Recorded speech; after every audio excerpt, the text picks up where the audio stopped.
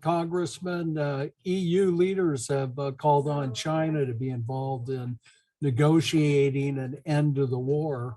Do you see China's role evolving, and is there a possibility that that happens down the line? Yes, I think there's a possibility. It's an interesting relationship that China has with Russia. I think it's really a marriage of convenience. I think that she has disdain for Putin, and Putin has disdain for Xi. Having said that, they have met in what I feel, and many of my colleagues, is an alarming amount of times, quietly and secretly, notwithstanding the public meetings when Putin went to open the Winter Olympics. So they have developed a line of communication. But China is always, I like to say, complicated, because they're an adversary, and their buildup in the South China Sea and in the Pacific has been dramatic in the last 20 years. Let's make no mistake about it. China has claims on Taiwan, and they have their sphere of influence, which is one of the reasons they're expanding their naval forces. They are an adversary. Having said that, they're also a competitor. And finally, they're a large market. They're a large market. They're not always a fair trader, as we've witnessed recently with these empty container issues, which 3 of them are state-owned Chinese companies that we're trying to leverage through antitrust laws and other means. But the fact is China is a large market for not only America, but for Europe. They're a competitor, and they're an adversary. But as a market that is trying to grow a middle class, Xi prides himself in stability. You have to have stability in markets for them to continue to grow as they plan to do.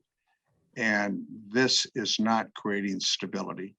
This is not creating stability in consumer goods. It's not creating stability as it relates to energy. So Xi is not happy about how events have turned. So there is a potential role for China to play. What that role ultimately is remains to be seen. And final question for me, many iconic American brands, which you referenced earlier in the interview, like Apple, and you have Levi's on Monday said it's no longer doing business there. Many, many companies, but we also have these holdouts, these fast food companies, McDonald's, you have Starbucks, you have Pepsi-Cola. It's business as usual in Russia. What's your reaction to that? And do you foresee the American public forcing these companies to suspend or pause operations in Russia? Well, I could see that taking place. I mean, the public pressure in this country and in Europe and around the world has really resulted in this entire sea change with American companies, European companies, and others. I would hope that some of our fast food, companies that are in Russia would take a page out of the book that some of our other major American companies have chosen to do so, whether they be in, look at Ford Motor Company. And there's a host of other American companies that have taken this action.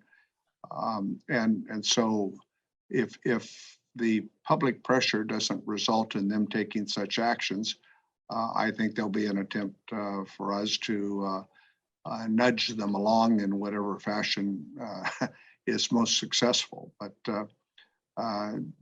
Russian public has to feel the pain, I think, which could then make Putin's position much more uncomfortable if that occurs. And I think they're starting to feel that pain.